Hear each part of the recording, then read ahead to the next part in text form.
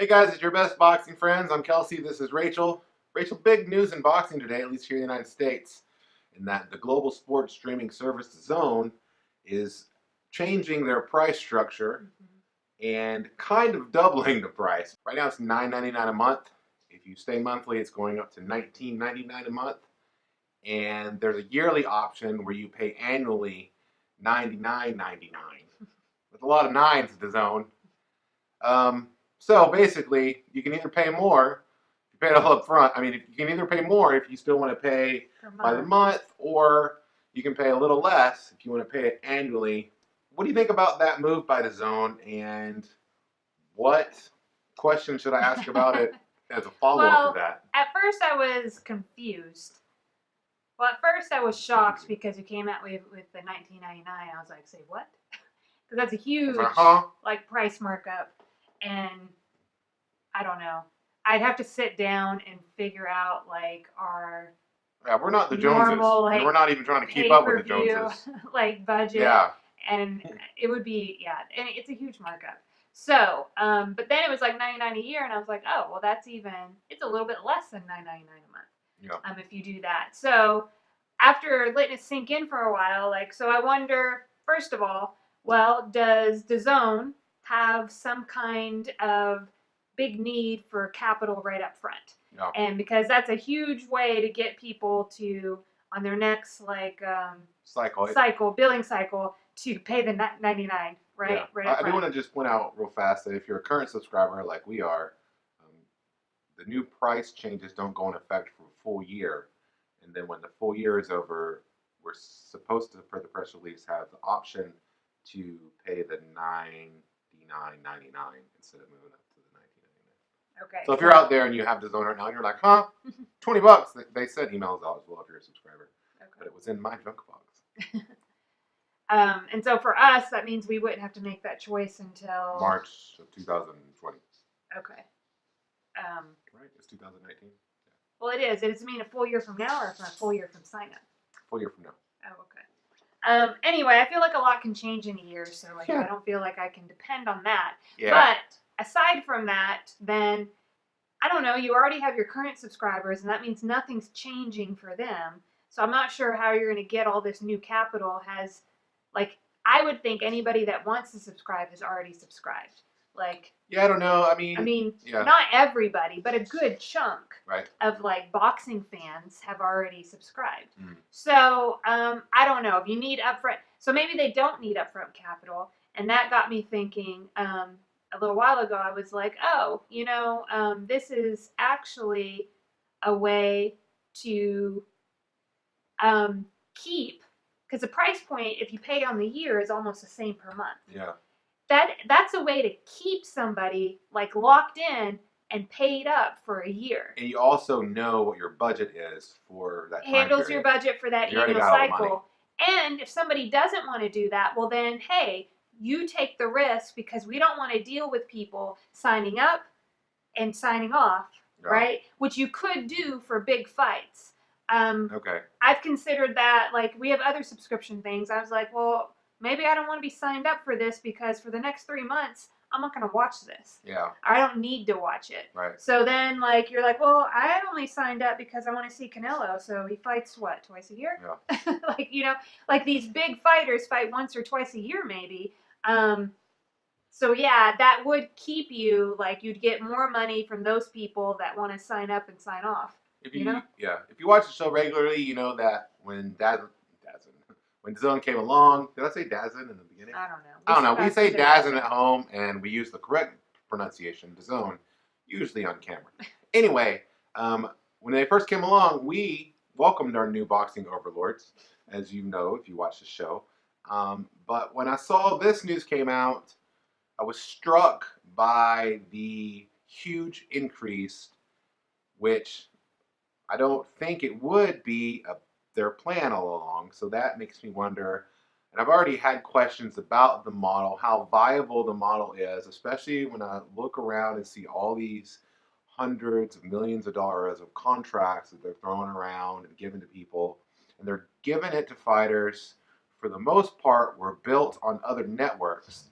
Their biggest stars, I would argue, are Canelo Alvarez, Gennady Golovkin and Anthony Joshua, and all those fighters came along through the traditional way of Showtime / HBO, and then whatever goes on in the UK.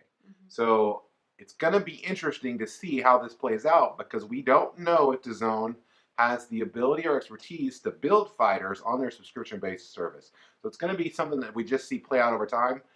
I had the same kind of questions about PBC when it came along. If you remember when Al Heyman and those guys broke away from Golden Boy Promotions, they took a lot of fighters with them. But it's been long enough now that, hey, they've built Deontay Wilder into a recognizable heavyweight title holder name.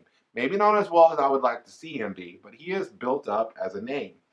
And more importantly, they did do the same thing with Earl Spence, who was a younger fighter than Deontay, who was less brought along than Deontay, and who just did an outstanding job on pay-per-view against Mikey Garcia, where he sold somewhere close to 400,000 pay-per-view buys. So I don't know what's going to happen. I do love DAZN's what they're doing right now. I know they have a lot of great talent over on that streaming network. I question some of their choices. For example, I love Sugar Ray Leonard, like everybody loves Sugar Ray Leonard, but he happens not to be great at his role. I've never heard of AK and Barack. AK and Barack. They do a daily content show over there. So I don't quite understand that move, but I do know that those guys, on the LZ Granderson role either. I don't know much about LZ Granderson. I hadn't seen him before, but the role that they put him in on the show would be difficult for anybody to pull off, because he's telling like human interest stories, standing out there near the crowd during a fight. That's a role that's never existed before, so I don't even know how you would have a template for that. So I know that they're going to get better at putting the right people in the right places, and it's just part of building the ship while you're trying to fly it. But when you raise the subscription price so dramatically, I didn't think about these things before you were like, oh, babe, we need $20 a month now. Because then I'm like, hold on.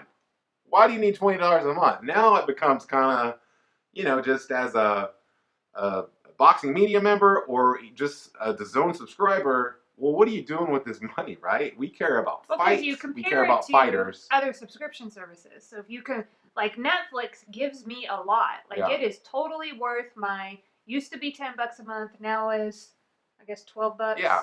Whatever it is. So much better content that they make. Like a ton of content. Yeah. So it seems to me that DAZN should be able to give us boxing content and sign fighters and everything with the same like kind of priced subscription. Yeah, if that model really works in boxing, then they should be able to do it for something similar to at least So Netflix. Then that makes me think that maybe it really is like we need people to stop cutting, like not paying us, month to month. We want them signed up for the whole year. Because with Netflix, I mean, who signs up and signs off for Netflix? Like, you have Netflix, you keep it. Like, I've had it since Netflix was a thing. I've had Netflix, I don't really know any of the people that work for DAZN personally, but I do know about John Skipper, who was the head of ESPN. Clearly knows what he's doing. The only reason he left ESPN was a substance abuse issue that he had to take care of. And hey, that happens to the best of us. That happened to me before in my life. So I'm certain that he knows what he's doing. And this is, you can see they call them over-the-top streaming services. These things that go directly to the consumer are really popular. They're really viable. And so I'm interested in seeing this thing grow. But again, anytime a company all of a sudden, it reminds me of MoviePass, right? MoviePass was the service where you paid $9.99 a month, I think, originally, or something like that. And anyway, eventually they started jacking prices up on everybody, and then all of a sudden you couldn't go to some movies, et cetera, et cetera. And that, I don't know if they're bankrupt, but they're either close or there, and it's not a viable thing anymore. So that's my greatest fear with DAZN, is that something like that is going on. A big change like this might imply that there's something like unstable going on with the company. And to do it like so fast after you started it, such a huge paradigm shift, I just don't see how that can be good for the company. And especially it just kind of came out of nowhere one day. All of a sudden people were like, hey, we're raising prices. So it makes me kind of think, I don't know, maybe the numbers people were like, oh, we didn't carry the 9 or whatever, and like we're wrong about this or that. I don't know. Maybe that's not true. Obviously, you have to give them the benefit of the doubt in that this is their livelihood. Again, like John Skipper has a long history of success. So for $20 a month, Kelsey, what changes would you like to see from DAZN? Here are some things that I would like to see if that's going to happen. I think my first idea is just, I want to see, you know that we love Chris Mannix and Kate Adams. Yeah. And we just love those two together. They already separated them. Now they got Sugar Ray Leonard over there. Yeah. They don't know what to do with him. But listen, I want to see Mannix and Adams riding a tandem bicycle, and we just follow them around while they go on various little outings, and they just talk about life. What do you think about that one? They could get like ice cream, and I don't even care if they talk about boxing. Just whatever. I like that one. I liked your other one, which was to take Sugar Ray Leonard and LZ Granderson, look. And put them in a segment together. Yeah, because here you go. You've got two kind of sore spots in your lineup with LZ Granderson and Sugar Ray Leonard. Both of them bring a certain awkwardness that they haven't really kind of figured out how to put into the show. Ray Leonard because he's not super great at this role. And Granderson because I think it's probably because they're like, hey, let's try this thing nobody's ever done before. See if you can do it. And he's like, okay, sure, I'll do that. Okay, well, instead, why don't you just combine that into one super awkward segment where Granderson and Ray Leonard come on in the middle of a pivotal round and just start talking about somebody's mama. You know what I mean? Like, you know, because that's what Granderson does. He's like, he starts telling like a human interest story, like you're watching 60 Minutes or something in the middle of a fight. I would love to see that because it would localize all the weird, awkward energy into one little thing. Yeah, I like that. I also like, you know, maybe you have some fights that aren't as big, and maybe you just do like a whole like musical chairs with everybody's spots and just see what happens. You know, put Kay Adams like being like in Sergio Moro's spot, have Sergio Moro be the lead guy who's supposed to keep everything all together. Oh my gosh. And put LZ Granderson, is that saying? Yeah. Right there in the middle of them, and just like, let's see what happens. Or in like even like taking the musical chairs concept further, maybe every like bout they all switch. And like that would be interesting. If you could do that with one of those smaller like golden boy. I'd also like to see them switch, so like make it into a race. Yeah, like they have to run over there. Like they want one of the spots. Like somebody's like, I don't ever want to do that. Yeah. So like if they want their spot, they have to like run there and get there as fast as they can. Do you think there's more likely that they would all try to run away from LZ Granderson's particular role, or are they trying not to end up with Sugar Ray Leonard? Oh, I don't mean it, Sugar Ray. I love you. I just think that they haven't really figured out how to best utilize your skills. I do love Ray Leonard is lovable, and he's obviously one of the greatest fighters ever. I just think here's what I honestly think. I think that if you want to have him doing the color commentary like they had him originally, like PBC tried to have him originally, you can't put Sergio Moro next to him. Because Sergio Moro is doing the same role, and he does it so much better. Yeah, he's really And so good. you have to just have him be the fighter there, and that's fine. And then the other, if you have 3 people there, the other 2 people can kind of carry the ins and outs. There was one time it's really not that where hard of a thing, I don't Sugar Ray, they had him go into a locker room interview, and I don't know what it was, but he totally like let his guard down in that moment. He's great. And whatever the fighter said to him, he just like laughed, and it was like the best thing I'd ever seen, and it was really authentic and real. If they could get more of that with Sugar Ray Leonard, I just don't know if it's possible to like, recreate and that's that. probably, it's hard. It's really, like we see these people on TV, it's a really hard job to do. I mean, you have to commentating like has to be like one of the hardest. Like, so imagine like, especially if you go to like you're in broadcasting, sometimes you get put in these positions where you don't know the sport. And the fact that people cannot know a sport and look like they're coming up with like they know the stats and the fighters like it's a skill. Yeah, like I just can't like I think it's also it's I've read Sugar Ray Leonard's autobiography, so I know like what Sugar Ray Leonard grew up in is not the same thing that everybody in life grows up in, right? Like he grew up in poverty and a lot of abusive type situations. So what I see from Sugar Ray Leonard is a little natural defensiveness that you can't have on camera. But that's going to be a hard thing to do for anybody. I love Sugar Ray Leonard. I want to keep Sugar Ray Leonard. I'm just saying, they all know, right? I mean, that's why he's over there with Kay now. Because they're trying to make it work over there with her and see if it's that's better. The place to send him. I mean, if you're trying to use somebody else's energy to brighten him up. Yeah. So the last idea I have is about AK and Barack. I don't know a lot about these guys. I did a little digging. I guess they had an internet boxing show before this. They're both stylish, cool dudes, you know, looks like you'd want to hang out with them and talk boxing. Great, love the role, but I don't necessarily love the segments they do and how they do it because I don't really feel like, or at least they don't give off the impression that they totally have been following boxing for a long time. Yeah. As closely as I know a lot of other people have. So, you got them on contract, you want to use them, they're cool dudes. Here's what I think instead of having the shows, the daily show that they do, have like, just put them in like a house and like with cameras they wear, just live stream their entire lives, kind of like a Big Brother or something like that, and just see what happens with those guys. I want to see what's going on with those cats. What do you think? That might be an invasion of privacy, but I mean, hey, it would be interesting. And I would definitely pay $20 a month for at least one of those things to happen, or all of them. You can sign the McCarsons up for how much is $20 a month? $240 a year. You got it.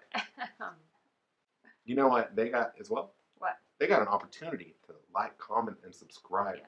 You know, what I like to think about this whole DAZN situation is that they're like, you know what?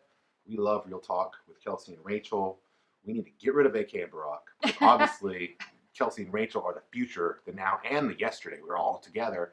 But we know that we're going to need a lot of capital to bring those two on because they are the top YouTube boxing show with less than 500 subscribers or so anyway.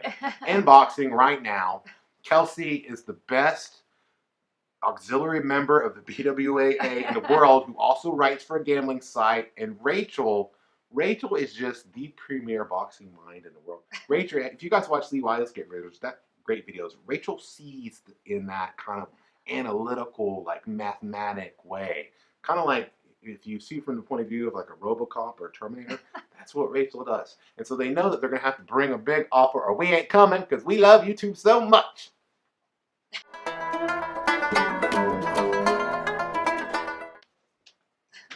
Bye.